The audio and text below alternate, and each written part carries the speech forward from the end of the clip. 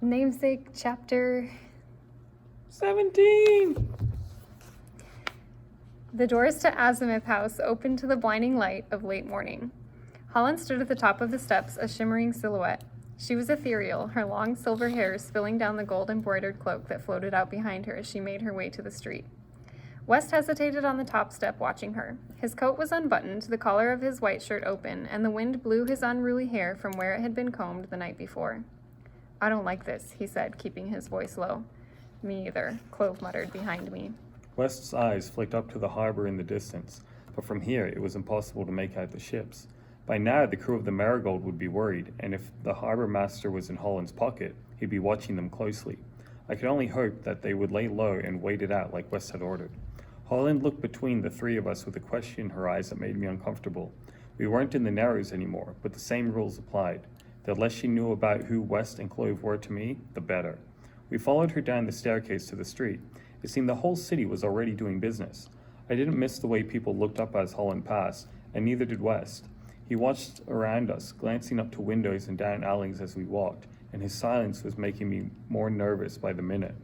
Clove hadn't told me what West had done for my father in detail, but he'd said enough to make me worry about what West was capable of, what he'd be willing to do if he thought Holland was dangerous, and what it would cost him. Not even a day ago, I'd been afraid I might never see him again. The sinking feeling returned, dropping down the center of my chest, and I moved closer to him. His hand drifted toward mine, but he didn't take it, his fingers curling into a fist, as if at any moment he would take hold of me and start for the harbor. There was a part of me that wished he would.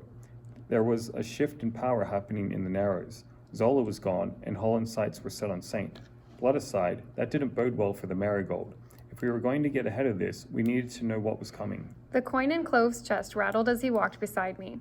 He hadn't taken Holland's offer to stow the coin in her study, and now he was drawing the eye of nearly everyone on the street as we made our way to the farthest pier on the south side of Bastion. Holland's crest was painted on its brick, with private slips stretching far enough from shore that each could easily dock 3 ships. It wasn't like any I'd ever seen in the Narrows. It looked more like a small port than a shipping pier. The men standing at the doors pulled them open as we reached the entrance. Holland didn't slow, walking down the center aisle where countless stalls filled the floor. The rectangular workspaces were sectioned off with polished wood beams, each worker clad in an apron that had Holland's crest burned into the leather. These weren't the kinds of workers that filled Theros. They wore clean white shirts, their hair combed or braided, and were freshly bathed. Holland liked her post the way she liked her home, tidy. And the way they didn't meet her eyes as she passed gave away their fear of her. My gaze flitted over the people in the stalls as we passed. Some of them looked to be gem merchants cleaning stones, chipping away at the outer rock on crude rubies or tumbling the smaller broken pieces of sapphires. I slowed when I spotted a man cutting a yellow diamond. He worked with quick movements, making the splice in the stone by muscle memory more than sight. Once he was finished, he set it aside and started on another. This is everything I've built over the last 40 years, Holland's voice sounded behind me. Everything is sold, left behind. The question was why? It was the same one I'd been asking myself since the moment the Luna drifted into port. Bastion was beautiful. If there were slums, I had yet to see any. It was well known that there were more than enough jobs, and many people left the Narrows for apprenticeships and opportunities here. What had taken us sold from the unnamed sea? I looked back at West. He stood in the center of the aisle, his eyes moving over the huge pier. "We shouldn't be here," he said suddenly. He ran a hand through his hair, raking it back from his face in a familiar movement that told me he was on edge. It wasn't just Holland. Something else was bothering him. The aisle opened to a long corridor, and Holland didn't wait for us, walking with paced steps toward 3 men who stood before a doorway draped with thick velvet. Holland pulled the gloves from her hand and unbuttoned her cloak as she went inside. When Clove sank down into the leather chair beside the door, she glared at him. The dark room illuminated as one of the men struck a long match and lit the candles along the walls. The space looked like a polished, more luxurious version of Saint's Post in The Pinch. Maps hung over the walls, red ink marking the edges of the land, and I resisted the urge to reach up and follow the trail of them with my fingers. They were diving maps. "You're a dredger," Holland said, watching me study them, "like your mother was." "I am." She half laughed, shaking her head. "That's not the only thing I didn't understand about that girl." Her voice quieted. "She was always restless. I don't think there was anything in this world that could calm the sea inside of her. But I knew that wasn't true. The Isolde I'd known had been steady, made of deep waters. Maybe Holland was telling the truth about her, but that was before Saint. That was before me. I read the spines on the books that lined the shelves until my eyes landed on a glass case behind the desk. It was empty. A small satin cushion sat inside behind an engraved plaque I couldn't read. Holland looked pleased with my interest. "Midnight," she said, following my gaze to the case. She set one hand on top of it, tapping a ring against the glass. I tipped my head to one side, eyeing her. Midnight was a stone that only existed in legend, and if she had one, she would have it on display at the gala. "She didn't tell you that either?" Holland smirked. "Tell me what?" "The night Isolde disappeared, so did the midnight that was in this case." I crossed my arms, scowling. My mother wasn't a thief. I never took her for one. Holland sat in the plush chair, setting a hand on each arm. "Have you ever seen it? Midnight?" She knew the answer. No one had. The little I knew about the stone was what I'd heard in the stories of superstitious deckhands and merchants. "It's quite a peculiar gem, an opaque black with violet inclusions," she said. "It was discovered on a dive in Uri's constellation. I knew the name from maps of the unnamed sea. It was a cluster of reefs. Isolde is the only one who found it. Isolde is the one who found it." My hands fell to my sides from where they were tucked into my elbows. Besides me, West was studying my face, looking for any evidence of its truth. "That's a lie. She would have told me." My eyes went to Clove, who was being careful to stay inconspicuous. When he finally caught my eyes, his head tipped to one side. "It was true." "Are you sure about that?" Holland pressed. "Every merchant worth their salt in both trade councils attended the unveiling at Ismouth House, and every one of them would tell you it's not myth." Holland lifted her chin. "It would have changed everything, taken the trade by storm, but a few days later, Isolde was gone. So was the midnight." I stared at her, unsure of what to say. There was accusation in her voice, suspicion. "I don't know anything about midnight," I answered. Holland pursed her lips. I couldn't tell if she believed me, but I wasn't lying. I'd never once heard my mother mention it. A knock at the door broke the silence between us, and Holland's tension unraveled. "Come in."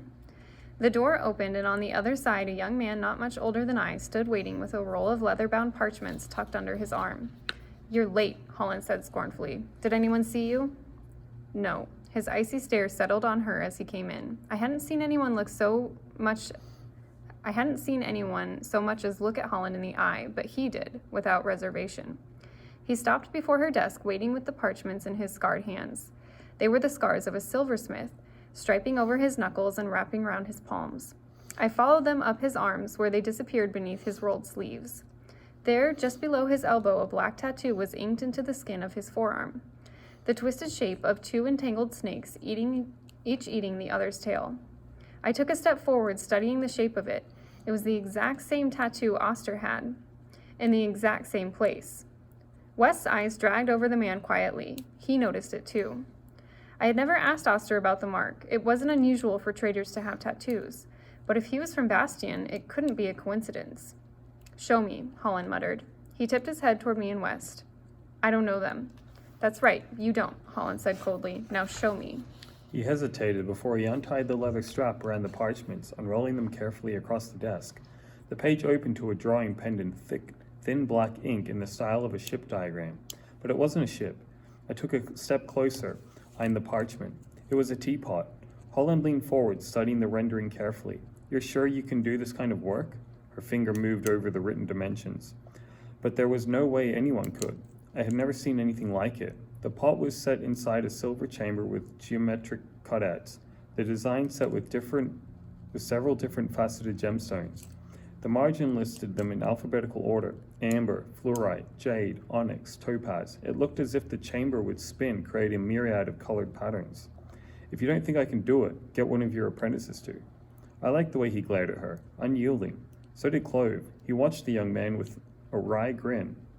"If I had anyone skilled enough to make it, I wouldn't have commissioned you, Ezra." Her voice lowered. "Henrik says you can do it. If he's wrong, he'll be paying me for the mistake." Ezra closed the parchments, knotting the leather ties. "We done?" My attention drifted to the tattoo again, and when I looked up, Ezra was watching me, his eyes glancing down to the mark. Holland tapped a finger on the desk methodically. "You have 10 days. I need it in hand before the Trade Council meeting in Sagsy Home." I stiffened, remembering what she said that morning. That was also her deadline for dealing with Saint. Ezra answered with a nod. He met my eyes one more time before he turned, pushing through the door and disappearing back into the corridor. What is it? I asked, watching the door close. A gift. She set her hands back onto the desk. For the trade councils of the Narrows and the Unnamed Sea. The tea set had to be worth a ton of coin. If it was a gift, she was getting ready to make a request of the trade councils, one that required persuasion. But I still couldn't figure it out. She dealt with Zola, leaving only Saint to contend with in Saros. But she didn't even trade there. I'd never seen a ship with her crest at a single port. After seeing her operation, it didn't make sense that her route excluded the Narrows. She was known far beyond the Unnamed Sea, her power and wealth legendary. So why didn't she trade in Saros? The only explanation was that for one reason or another, Holland couldn't sail in the Narrows. You don't have license to trade in the Narrows, do you? I said, putting it together. She looked impressed. The Trade Council in the Narrows thinks that if I'm allowed to open my route to Saros, it will sink the Narrows-born traders. And it would. I built this empire with my own two hands, Fable, she said. I had nothing when I started, and now I'll leave the Unnamed Sea with the most powerful gem trade that anyone has ever seen. I could see in her eyes that this was what she had wanted me to witness, the success, the power. There's only one problem. This empire has no heir. West went still beside me, the tension rolling off him in the defining silence. Clove, too, watched me, but my attention was on Holland. My eyes narrowed, my lips parting as I tried to peel back the words. You don't even know me. She gave me an approving smile. I want to change that. I don't need an empire. I have a life and a crew in the Narrows. The words stung as I spoke them. I was so desperate to get back to the Marigold that I could feel the tears threatening to rise. The offer isn't just for you. She looked to West. I'd like you to consider coming into my fleet. No. West spoke his answer so quickly that Holland had barely finished when he opened his mouth. You're not even going to hear me out? No, I'm not, he said, unblinking. She didn't look amused anymore. She looked angry. I took an involuntary step closer to West, and she noticed, looking between the two of us. I'd given too much away. I'd like you to take an evening to think about my offer. If you still don't want it by the time the sun rises, you're free to go. I bit the inside of my cheek, watching the sharp spark of light in her eye. In only a night, I'd learned more about my mother than I had my entire life. Saint wasn't the only one with secrets, and I couldn't help but feel betrayed.